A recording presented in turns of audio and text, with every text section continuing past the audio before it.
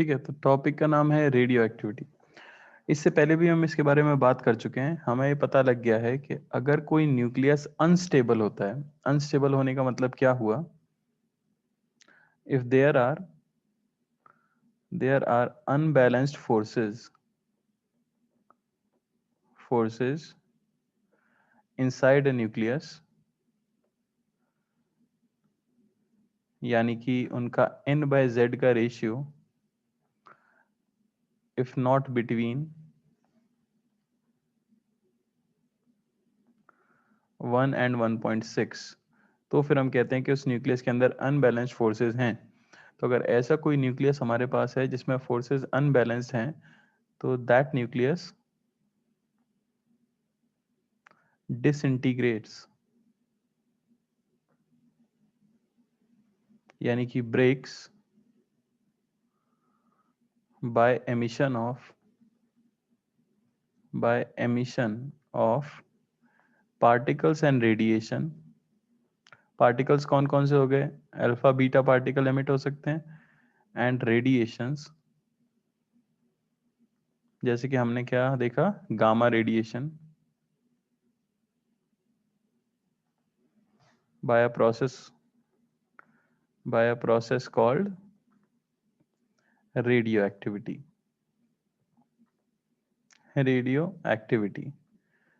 तो इससे पहले हमने देख लिया है कि बेसिकली अगर किसी का अल्फा डिके होता है, यानी कि वो अपने अंदर से एक हीलियम का न्यूक्लियस बाहर फेंक देता है। बीटा पार्टिकल्स में हमने दो तरह के बीटा पार्टिकल देखे, एक बीटा माइनस यानी कि इलेक्ट्रॉन, और एक बीटा प्लस यानी कि पॉजिट्रॉन। दोनों अलग अलग सिचुएशन में क्या होते हैं, एमिट होते हैं। उनके साथ भी रेडिएशन एमिट होते हैं, जैसे कि न्यूट्रिनो एंड एंटी न्यूट्रिनो। फिर हमने ये भी देखा था कि मान लो कोई रेडियो एक्टिव डिके हुआ है, तो हो सकता है कि डॉटर न्यूक्लियाई ग्राउंड स्टेट में ना हो, एक्साइटेड स्टेट में हो, यानी डॉटर न्यूक्लियाई अपने पास कुछ अमाउंट में एनर्जी रख सकता है, जिसे वो कुछ समय के बाद रिलीज करता है, और वो एनर्जी कैप काफी ज्यादा होता है, इसलिए हाई एनर्जी रिलीज होती है, जिन्हें हम क्या कहते थे, गामा रेडिएशंस। ये पूरा प्रोसेस क्या कहलाता है, रेडियो एक्टिविटी कहलाता है। ठीक है ना, सिंपल सी डेफिनेशन है। तो अगर आपके पास कोई रेडियो एक्टिव एलिमेंट है X, ठीक है ना, तो वो डिसइंटीग्रेट होके आपको कोई नया एलिमेंट Y दे सकता है, और साथ में कुछ रेडिएशंस भी एमिट कर सकता है।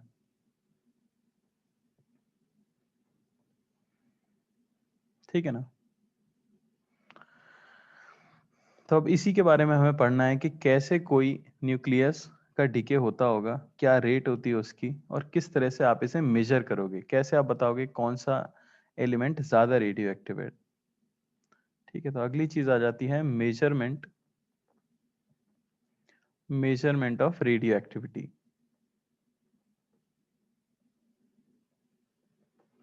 ठीक है ना, तो हम क्या मेजर कर सकते हैं, आपके पास एक सैंपल होगा रेडियो एक्टिव मटेरियल का। देखा गया कि कुछ समय के बाद उसका मास कम होता जा रहा है। क्यों? क्योंकि कुछ ना कुछ पार्टिकल्स आप एमिट करते जा रहे हो। तो कुछ समय के बाद आप उसका मास मेजर करोगे, और आपको पता लग जाएगा कि कितना मटेरियल आपका डिके हो गया। ठीक है ना, तो पहली चीज तो रेडियो एक्टिविटी स्पॉन्टेनियस डिके है। स्पॉन्टेनियस डिके ऑफ न्यूक्लियस, यानी अपने आप होने लग जाता है, कंटिन्यूसली होता रहता है। तो it is measured in terms of disintegrations per second, disintegrations पर सेकेंड, या इसे आप डीपीएस भी बोलोगे। तो यूनिट जो हम रेडियो एक्टिविटी मेजर करने के लिए यूज करेंगे वो होगी डीपीएस, डिसइंटीग्रेशंस पर सेकेंड, जो कि आपको ये बताएगा कि उस सैंपल के अंदर पर सेकेंड कितने न्यूक्लियस हैं जो कि डिके हो रहे हैं। ठीक है ना, this rate is called activity of sample. Activity of sample, तो किसी भी सैंपल की किसी भी समय डिके होने की जो रेट है, यानी कितने डिसइंटीग्रेशन हो रहे हैं पर सेकेंड, उसे आप कहते हो सैंपल की एक्टिविटी।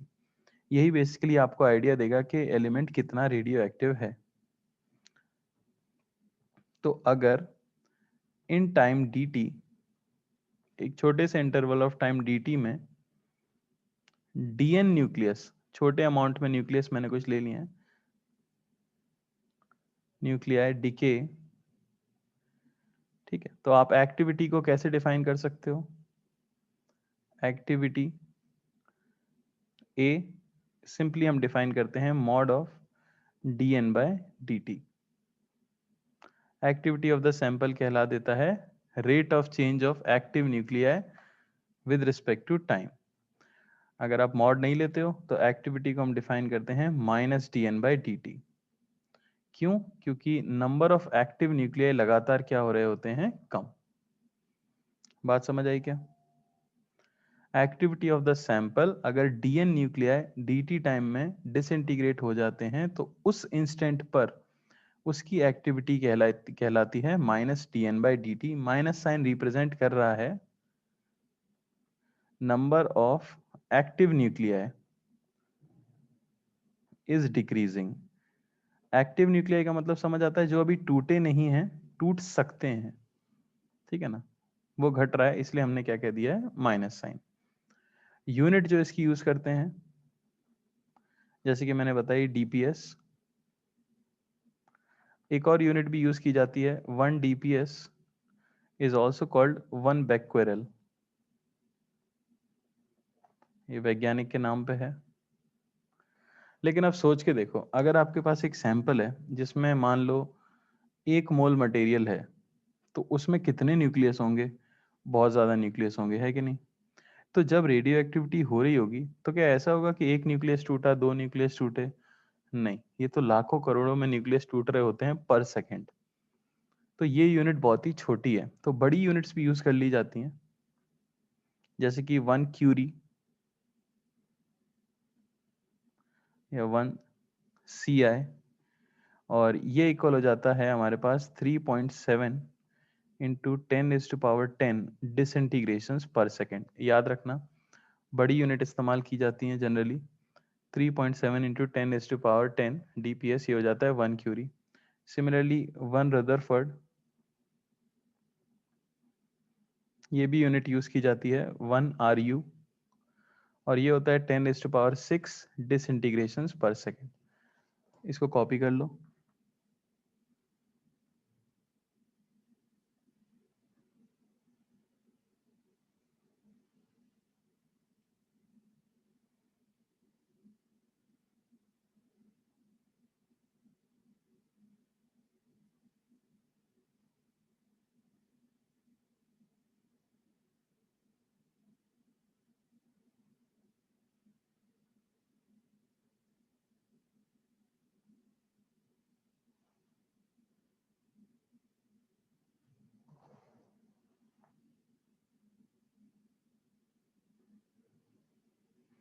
चलो आगे देखते हैं कुछ प्रॉपर्टीज ऑफ रेडियो एक्टिविटी के, जो आपको याद रखनी है।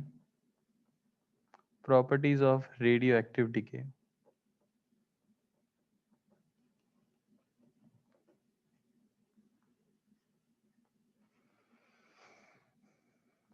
तो पहली चीज तो हो गई कि it is a nuclear phenomena.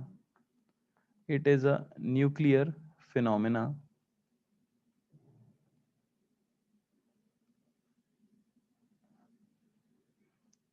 it is not concerned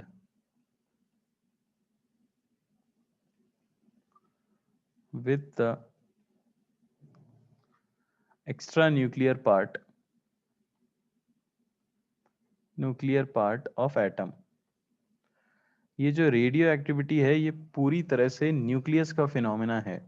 इसे कोई मतलब नहीं है कि बाकी एटम के अंदर क्या हो रहा है, इलेक्ट्रॉन्स क्या कर रहे हैं, उससे इसका कुछ लेना देना नहीं है। ये प्योरली फोकस्ड है किसके ऊपर? न्यूक्लियस के ऊपर। तो बाहर कुछ भी होता रहे उससे कुछ फर्क नहीं पड़ जाता है, ठीक है ना।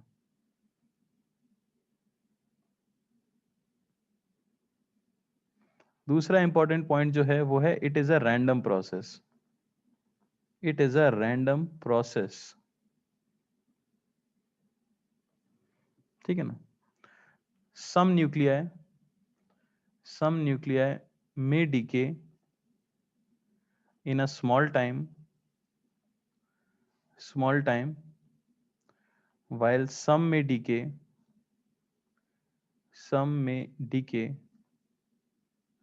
after a very long time. मतलब अगर आप एक न्यूक्लियस उठा के ले आओ कहीं से जो कि रेडियो एक्टिव एलिमेंट का हो और उसे देखने लगो, तो आप प्रिडिक्ट करके ये नहीं बता सकते कि उसका डिके भाई किस समय पे होने वाला है। अगर आपने एक ही मटेरियल का एक ही सैंपल लिया है जिसमें मान लो कि 10 न्यूक्लियस हैं, तो हो सकता है आपकी स्टडी शुरू होने के कुछ ही सेकेंड्स में 5 उनमें से डिके हो जाएं, और हो सकता है कि बचे हुए 5 जो हैं कई सालों तक डिके ना हो। बात समझ आई?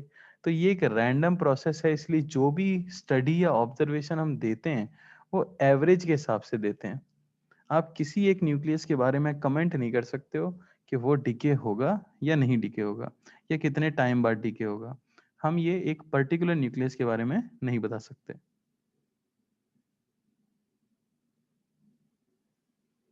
ठीक है ना? तो ये दो इंपॉर्टेंट पॉइंट्स आपको हमेशा याद रखने हैं रेडियो एक्टिव डीके के बारे में। अब मेन चीज जो आ जाती है वो आ जाता है डीके लॉ।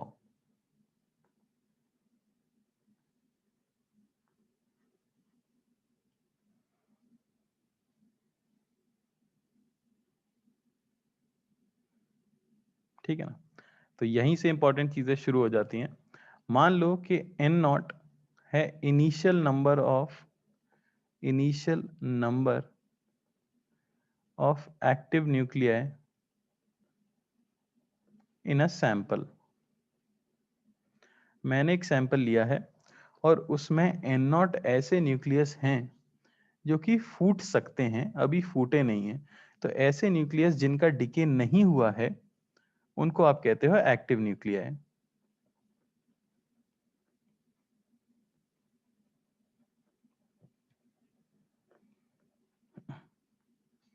ठीक है ना?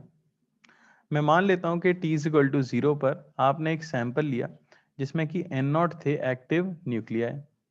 फिर कुछ टाइम के बाद आपने उसी सैंपल को देखा और उसमें वो नंबर रह गया कितना, n। तो n क्या हो गया, number of active nuclei at time t। तो अगर मैं आपसे बोलूं कि डिकेड न्यूक्लियाई कितने हैं तो वो आप बता सकते हो। एन नॉट माइनस एन, यह है नंबर ऑफ न्यूक्लियाई डिकेड। इतने न्यूक्लियाई रेडियो एक्टिविटी शो कर चुके हैं, इतने न्यूक्लियाई टूट चुके हैं, ये हम सीधे सीधे से बता सकते हैं, है कि नहीं? अच्छा, अब हमें एक चीज पता है कि एक्टिविटी ऑफ द सैंपल ये हो जाती है भाई मॉड ऑफ dn/dt। तो किसी भी समय पे अगर n है नंबर ऑफ एक्टिव न्यूक्लियाई, तो rate of change basically of nuclei को आप dn/dt से बताते हो। ऑब्जर्वेशन से ऐसा देखा गया कि जो रेट है dn/dt डीके होने की वो प्रोपोर्शनल थी n के। ये एक इंपॉर्टेंट रिलेशन है, हमेशा याद रखो। क्या है ये? ये है rate of decay of sample, ये है rate of decay of sample at time t, और ये है number of active nuclei at time t। तो क्या मुझे आप ये बता सकते हो कि जैसे जैसे समय बीतता होगा सैंपल के डिके होने की रेट बढ़ती होगी या घटती होगी? बताओ जरा।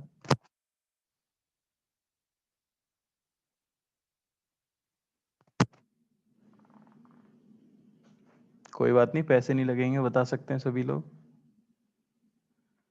तो as time passes number of active nuclei decreases, so rate of radioactivity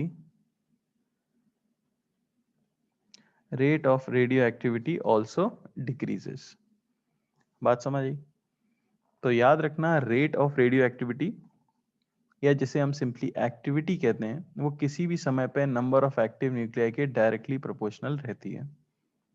ठीक है, प्रोपोर्शनैलिटी कांस्टेंट हटा दिया गया और dN/dt को लिखा गया -λN। ठीक है ना, क्योंकि ऑब्वियसली रेट ये घट रही है इसलिए यहाँ पे एक माइनस साइन आ गया है। ठीक है, यहाँ जो लैम्डा लिखा गया है इसे नाम दिया गया डिके कांस्टेंट।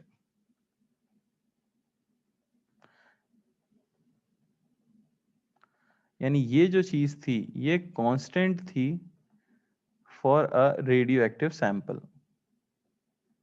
एक्टिव सैंपल पूरे रेडियो एक्टिविटी के प्रोसेस के दौरान ये चीज जो है फिक्स रहने वाली है। अब क्या करना था, बस इंटीग्रेशन। यहां से हमें मिला dN/n, ये हो जाना चाहिए -λ/dt। लिमिट्स लगाई गई, t इज इक्वल टू 0 पे n नॉट एक्टिव न्यूक्लियाई थे, t is equal to t पे n एक्टिव न्यूक्लियाई हैं।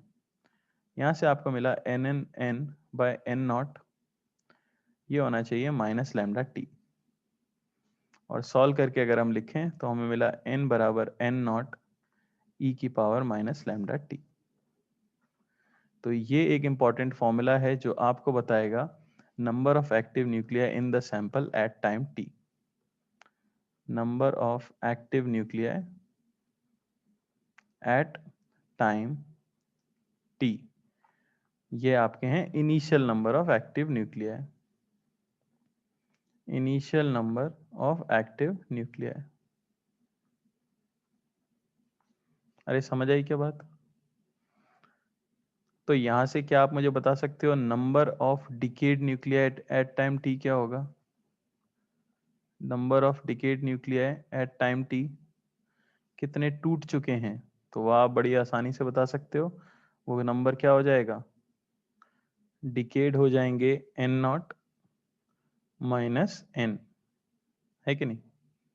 तो नंबर ऑफ डिकेड न्यूक्लिया भी आप निकाल सकते हो n नॉट 1 माइनस ई की पावर -λ/t। तो किसी भी टाइम t तक कितने न्यूक्लियाइड डिके हो जाएंगे वो हम इस फॉर्मूले से बता सकते हैं।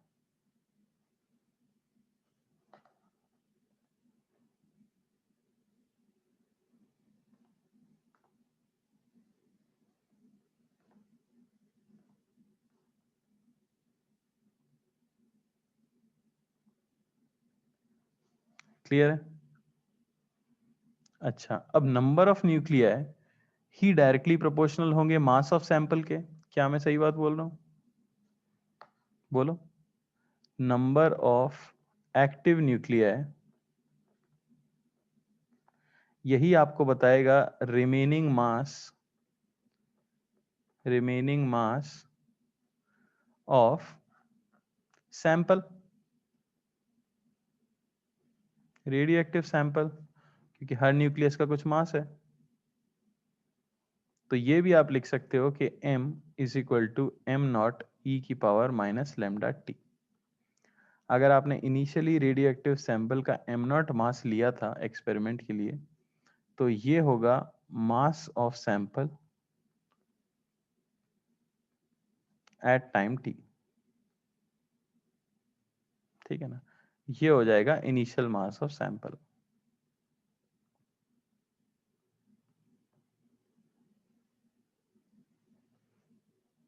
ठीक है ना। अच्छा, उसी इक्वेशन को जो ऊपर है, जो हमारे पास आया है n is equal to N naught, या उसको अलग हेडिंग बना के लिख देता हूँ मैं, यहाँ तक कॉपी कर लो। किसी भी समय पर नंबर ऑफ एक्टिव न्यूक्लिया और किसी भी समय का एक्टिव मास आप इस तरह से बता सकते हो। सिमिलरली अगर कोई पूछे एक्टिविटी ऑफ सैंपल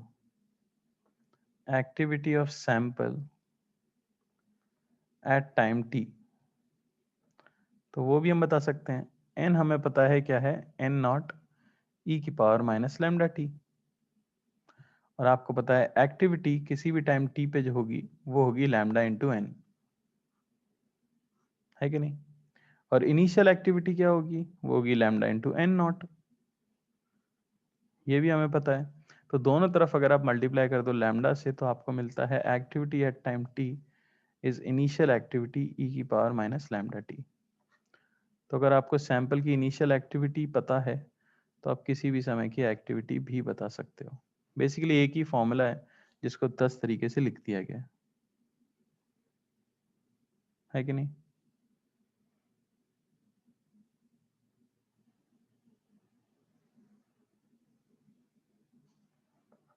ठीक है, तो यहाँ जरा डिके कांस्टेंट की बात कर लेते हैं।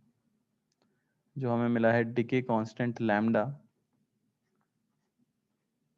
तो क्या लिख सकता हूं मैं? लैम्डा जो डिके कांस्टेंट है वो बेसिकली है dN/dt किसी भी समय पे rate upon number of active nuclei, यानी activity of sample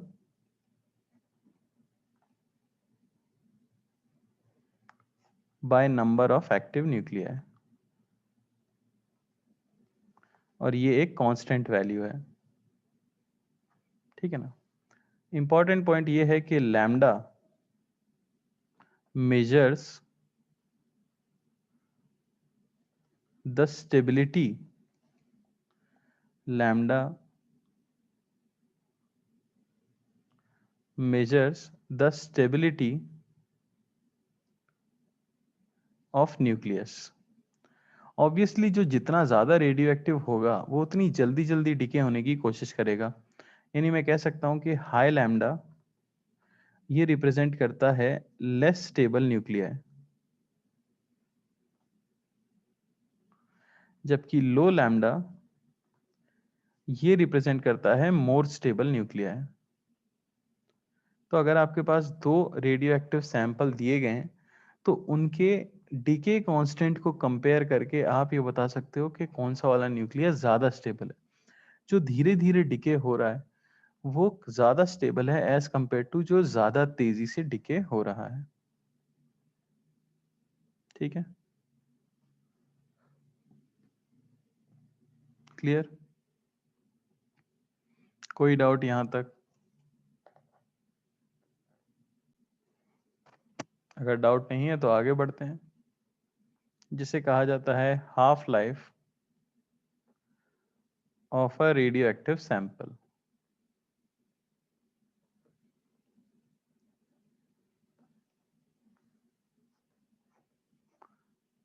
T half. ठीक है ना?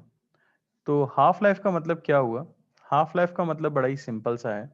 अगर आपके पास एन नॉट एक्टिव न्यूक्लियाई थे तो कितने टाइम के बाद एक्टिव न्यूक्लियाई आधे हो जाएंगे,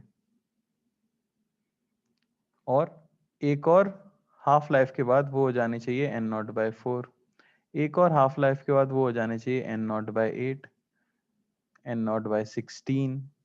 तो हर हाफ लाइफ के बाद सैंपल क्या हो जाता है? इनिशियल का आधा। इनिशियल मतलब उस समय का आधा। एन नॉट था तो एक हाफ लाइफ के बाद n0/2, अब n0/2 था तो फिर एक हाफ लाइफ के बाद n0/4, और सो ऑन। यानी मैं कह सकता हूं the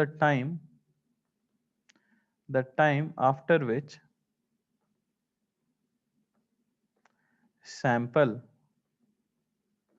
reduces to half is called half life। तो बड़ा ही आसान है कैलकुलेट करना। n आपको पता है n0 e⁻⁻λt। तो at t is equal to T half, n क्या हो जाना चाहिए? n0/2। पुट कर देते हैं यहाँ पे, तो आपको मिलेगा n0/2 ये होना चाहिए n0 e⁻⁻λt, या मैं कह सकता हूँ e⁻⁻λt ये होना चाहिए 1/2। दोनों तरफ अगर हम ln ले लेते हैं तो यहाँ मिलेगा -λt is equal to -ln2, या आपको t जो कि t हाफ है उसकी वैल्यू मिल जाएगी ln2/λ, या 0.693/λ। फॉर्मूला है, याद रखना है, कॉपी कर लो सभी लोग। ठीक है, तो हमें मिल गया है हाफ लाइफ का फॉर्मूला, जिसे आप कह सकते हो ln2/λ, यानी अगर आपको डिके कांस्टेंट पता है तो आप हाफ लाइफ बता सकते हो। इसका एक दूसरा फॉर्म भी है जो कि कई बार क्वेश्चंस में पूछा जाता है। ठीक है, मान लेते हैं कि x सैंपल है जो डिके हो रहा है y में और लैम्डा उसका डिके कांस्टेंट है। ठीक है, तो हमें क्या रिलेशन मिल चुकी है यहाँ पे, n आपको पता है ये है n नॉट e की पावर माइनस लैम्डा टी, यानी मैं कह सकता हूँ n बाय n नॉट ये होना चाहिए e की power minus lambda T. ln ले लें अगर तो ln n by n naught ये क्या हो जाएगा, तो ये हो जाएगा हमारे पास माइनस लैम्डा टी, है कि नहीं। अच्छा, यहाँ से आपको मिल जाएगा ln of n by n naught ये होना चाहिए माइनस लैम्डा, लैम्डा को मैं क्या लिख सकता हूँ, लैम्डा को मैं लिख सकता हूँ ln 2 by T half into T. अरे है कि नहीं, सही है। बस यहाँ से आपको क्या मिल जाएगा भाई, इस पावर को ऊपर ले जाओ तो ln n by n naught ये हो जाएगा ln 2 की power minus T by T half, है कि नहीं। यानी फाइनली हमें मिल जाएगा n बाय n नॉट ये होना चाहिए 2 की power minus T by T half. इसी को आप क्या लिख सकते हो, n बराबर n नॉट 1/2 की power t by T half. यानी अगर आपको ये दे दिया जाए कि हम हाफ लाइफ दे देते हैं किसी सैंपल की, तो कितने टाइम के बाद कितना सैंपल बचेगा ये आप इस फॉर्मूले से भी बता सकते हो, है कि नहीं। सिमिलरली मास कितना बचेगा वो भी हम बता सकते हैं, m बराबर m naught 1/2 T by T half. तो है कुछ नहीं, फॉर्मूला वही है, बस टी हाफ के टर्म्स में लिखना हो, अगर क्वेश्चन में टी हाफ दिया गया हो तो आप इस तरह से बता सकते हो। Similarly activity at time t a naught 1/2 की power minus T by T half.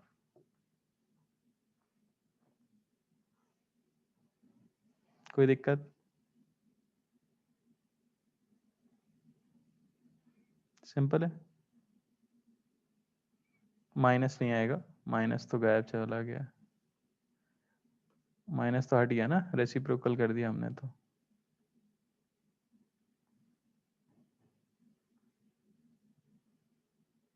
ठीक है, तो ये है टी हाफ, फॉर्मूला लिख लो सभी लोग।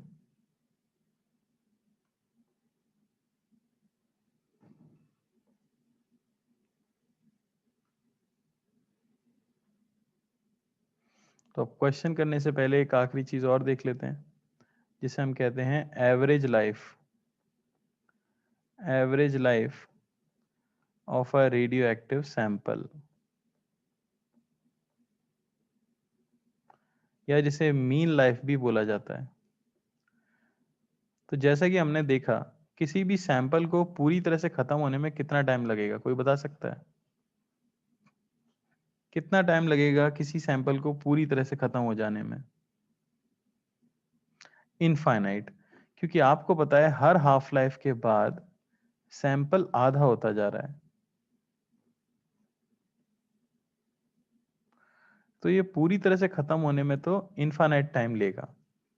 तो अगर हमसे एवरेज लाइफ पूछ ली जाए हर न्यूक्लियाई की, क्योंकि कुछ न्यूक्लियाई होंगे जो शुरू होते ही डिके हो गए होंगे और कुछ न्यूक्लियाई होंगे जो कि इनफाइनाइट टाइम लेंगे डिके होने में, तो एवरेज लाइफ किसी भी एक न्यूक्लियस की पूछ ली जाए तो mean life of a nuclei, mean life of a nuclei, या आप बता सकते हो बेसिकली टी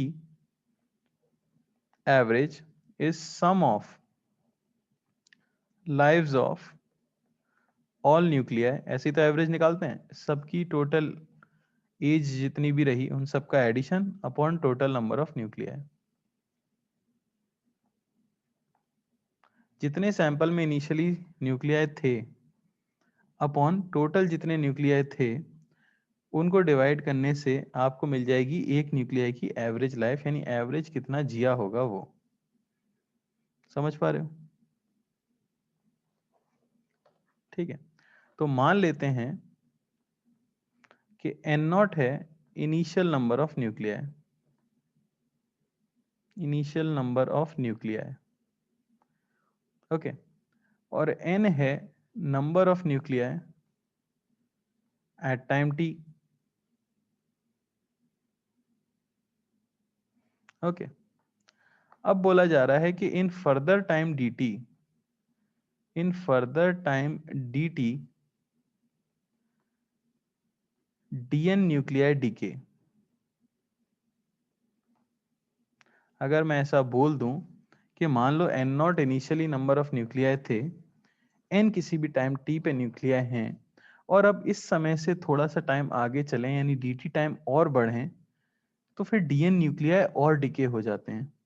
तो अगर मैं आपसे पूछूं कि भाई लाइफ क्या थी इन dn न्यूक्लियाई की, life of each nuclei among the dn nuclei, क्या आप मुझे बता सकते हो? ये जो अभी जस्ट dt टाइम में फूटे हैं, उनकी हर एक न्यूक्लियाई की लाइफ कितनी थी? बोलो, t थी कि नहीं थी? टाइम t तक तो ये dn न्यूक्लियाई भी जिंदा थे ना, टाइम t तक तो ये dn न्यूक्लियाई जिंदा थे। अगले dt टाइम में ये मर गए हैं, तो ये कितने समय के लिए जिए? ये t समय के लिए जिए। dt को नेग्लिजिबल मान लें अगर, तो ये कितने समय के लिए जिंदा रहे? ये t समय के लिए जिंदा रहे। अरे समझ आई क्या बात?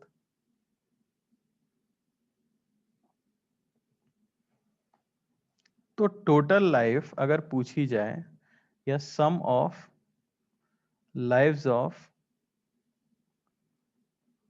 डीएन न्यूक्लियाई, ये जो डीएन न्यूक्लियाई थे इनकी लाइफ का समेशन पूछा जाए कितना होगा, तो आप क्या बता सकते हो? टी इंटू डीएन, है कि नहीं? हर एक आदमी टी जिया है और डीएन न्यूक्लियाई ऐसे जिए थे, तो इनका क्या होगा? T into d N. तो total life of all nuclei in the sample, ये मैं कैसे बता सकता हूँ? टोटल लाइफ मैं बता सकता हूँ integration of T into DN से। इसी चीज को मैं इंटीग्रेट कर देता हूँ, अरे है कि नहीं? ये हो जाएगा integration of T into DN की वैल्यू क्या है? बोलो। उसे मैं लिख सकता हूँ लैम्डा एन नॉट ई की power minus lambda T into D T, है कि नहीं? क्योंकि डीएन बेसिकली क्या है? डीएन बेसिकली है lambda into N into D T. DN by D T lambda N होता है ना, आपको पता है। तो वहां से मैंने ये चीज लिख दी, और इसे जीरो से लेके इनफाइनाइट टाइम के लिए मैं क्या कर दूं? इंटीग्रेट कर दूं, तो मुझे टोटल लाइफ यहां से मिलेगी। सॉल्व करते हो आप, सिंपल इंटीग्रेशन है, आपको मिलता है एन नॉट बाय लैम्डा, यानी जितने भी सैंपल में न्यूक्लियस थे वो सभी कितने समय के लिए जिए? N naught by lambda total time के लिए जिए। सो मीन लाइफ क्या हो जाएगी?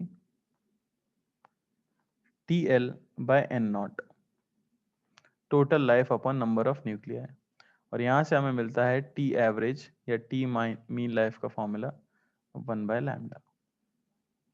तो हाफ लाइफ होती है ln2/λ और एवरेज लाइफ होती है 1/λ। किसी को कोई दुख यहाँ तक, कोई कष्ट तो पूछे, क्योंकि अब हम इसके ऊपर क्वेश्चंस करेंगे।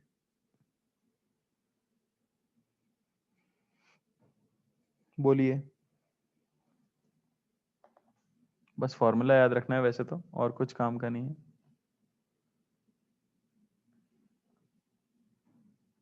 तो क्वेश्चन है, the half life of radon is 3.8 days. Find after how many days, after how many days only 1/12 of the sample will be left.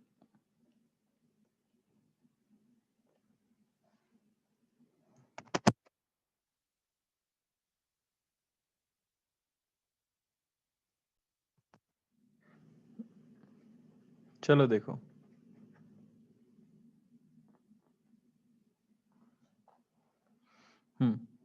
तो 1/12 सैंपल कितने समय के बाद बचेगा, ठीक है ना।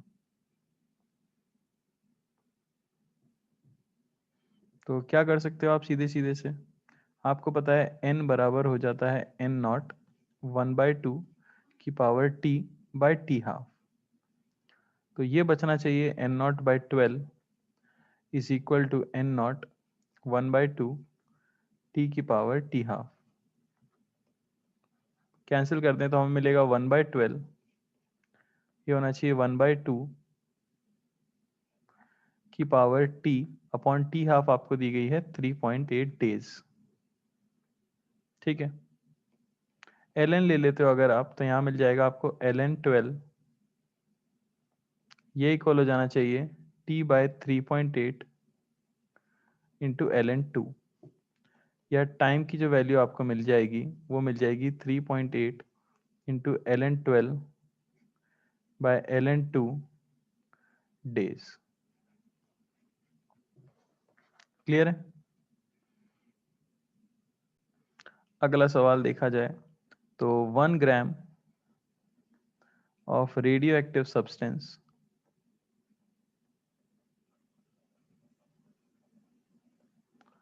takes 50 seconds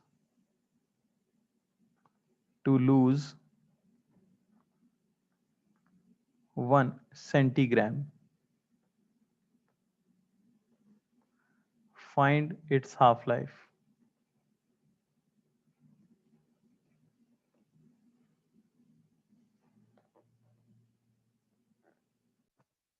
एक एडिशनल डेटा दिया गया है log base 10 99, इसकी वैल्यू जो है वो है 1.9956। तो इसको यूज करना है, कैलकुलेटर मत यूज करना। चलो देखो, तो एन नॉट या इनिशियल मास कितना है वो आपको दिया गया है 1 ग्राम, और डिकेड मास कितना है, डिकेड मास वो है 1 सेंटीग्राम, यानी कि 0.01 ग्राम, ठीक है। तो एक्टिव मास कितना बचा होगा वो आप बता सकते हो, 1 ग्राम माइनस 0.01 ग्राम, यानी कि 0.99 ग्राम। तो फॉर्मूला हमें पता है m बराबर हो जाता है m naught 1/2 t by t half, है कि नहीं। बस यहाँ आपको लिखना है 0.99, ये होना चाहिए 1 ग्राम 1/2 की power t by t half, और t आपको दिया गया है 1/2 50 सेकेंड्स बाय t हाफ को मान लेता हूं मैं t, ठीक है।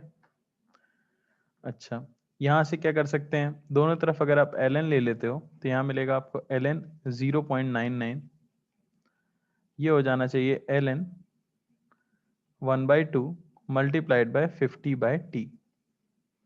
ln को दोनों तरफ log में कन्वर्ट कर देंगे तो कुछ नहीं होगा, 2.303 कैंसिल आउट हो जाएगा, है कि नहीं। तो ये बेसिकली हो गया log ऑफ 99/100, ये हो जाना चाहिए log ऑफ 1/2 इंटू 50/t। तो t की वैल्यू आपको मिल जाएगी 50 log of 2 upon log of 100/99। मैंने एक माइनस साइन को भी कैंसिल आउट कर दिया है, ठीक है। ये हो गया 50 log of 2 upon log of 100 minus log of 99। देखो मैंने इसे log में बदल लिया है, और log 99 की वैल्यू हमें दी गई है। तो t की वैल्यू आ जाती है आपके पास 50 इंटू log 2 0.3010, ये तो याद होना चाहिए log की वैल्यूज भी। log 100 हो गया 2 माइनस log 99 हमको दिया गया था 1.9956। सॉल्व करने से ये आता है 3420 सेकेंड, या अगर आप कन्वर्ट करना चाहते हो तो 57 मिनट्स। कोई डाउट किसी को।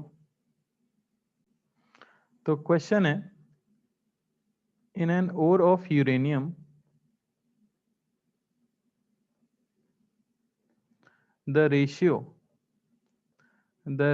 of uranium 238 to lead 206 is 3.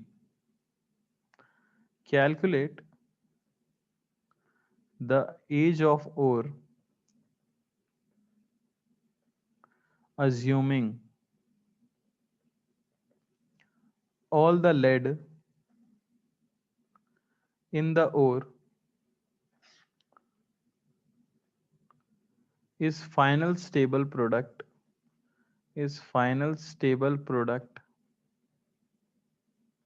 of uranium 238। यानी शुरुआत में और में सिर्फ यूरेनियम 238 ही था और इस समय पे यूरेनियम 238 बाय लेड 206 का रेशियो 3 हो चुका है।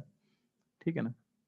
और आपको दिया गया है T half of uranium 238 is 4.5 into 10 raised to power 9 years। Try करो।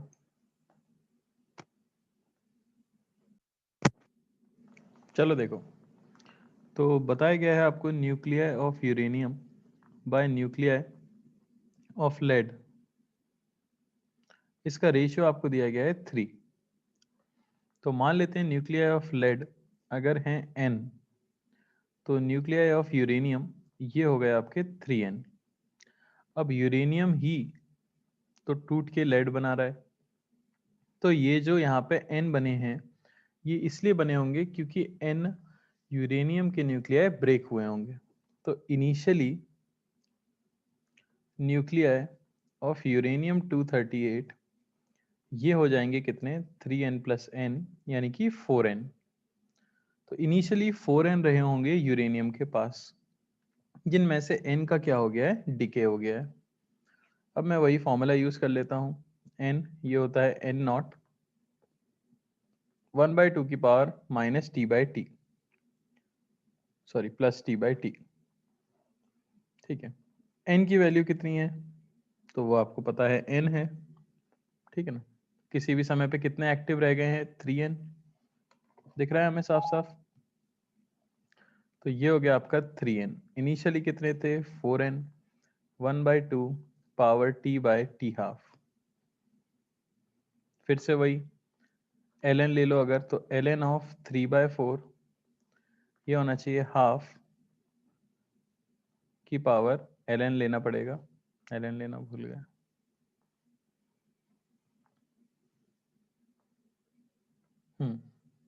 ln ऑफ हाफ की power t by T.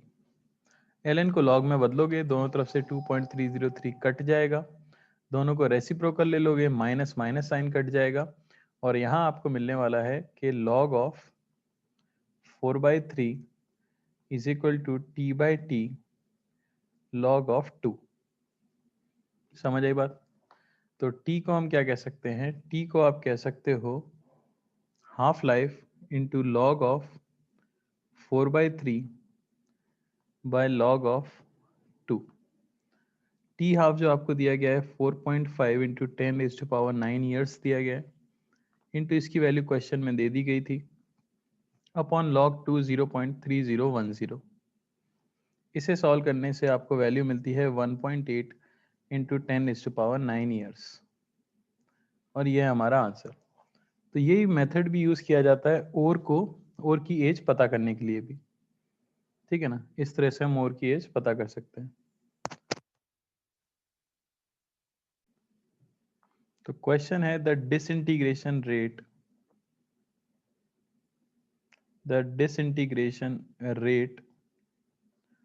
of a sample at an instant is 4750 disintegrations per minute. 5 minutes later, the rate becomes 2700 disintegrations per minute। आपको बताना है half life.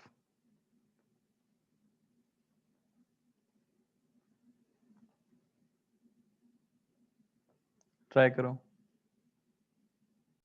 तो ये काफी simple है, सीधे आपको यूज करना था a बराबर a नॉट 2 की power minus T by T, या a नॉट 1 बाई 2 की पावर t बाई टी। ठीक है ना। तो यहाँ आपको दिया गया है एक्टिविटी ऑफ सैंपल हो जाती है 2700, इनिशियली थी 4750, और यहाँ 1 बाई 2 की पावर t बाई टी है 5 मिनट्स। सॉरी, उल्टा कर दिया मैंने।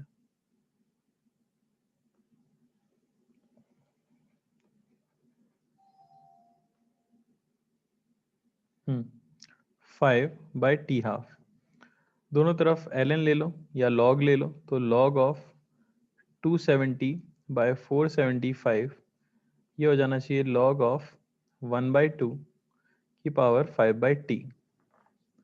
थोड़ा सा रीअरेंज करोगे, जो वैल्यू आपको मिल जाएगी वो t की मिल जाएगी 5 log of 2 upon log of 475 by 270, यानी 5 इंटू 0.3010 अपॉन 0.245, और ये आता है 6.14 मिनट्स।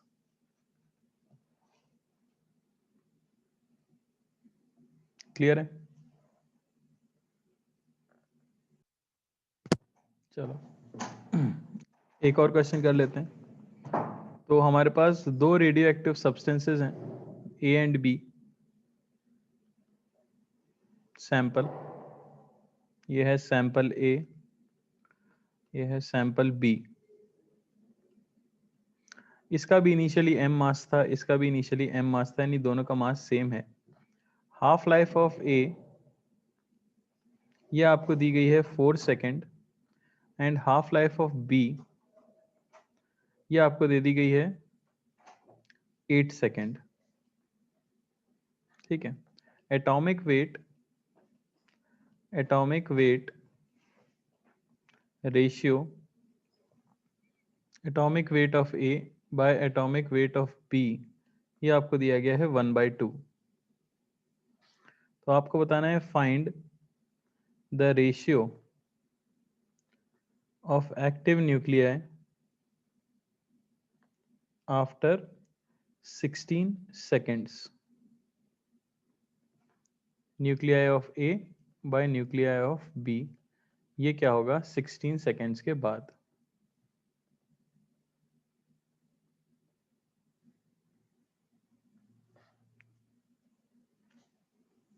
ट्राई करो। चलो देखो, तो इनिशियली आपको बोला गया है कि मास ऑफ ए इक्वल है मास ऑफ बी। ये हो जाएगा number of nuclei of A initially into weight of one nuclei of A, number of nuclei of B initially into weight of nuclei B. तो यहाँ से मैं बता सकता हूँ कि number of nuclei of A initially per number of nuclei of B initially, ये हो जाना चाहिए क्या हमारे पास, weight of B by weight of A, यानी कि 2:1। बात समझ आई? ये हमें सीधी सीधी चीज दी गई है। अब आफ्टर टाइम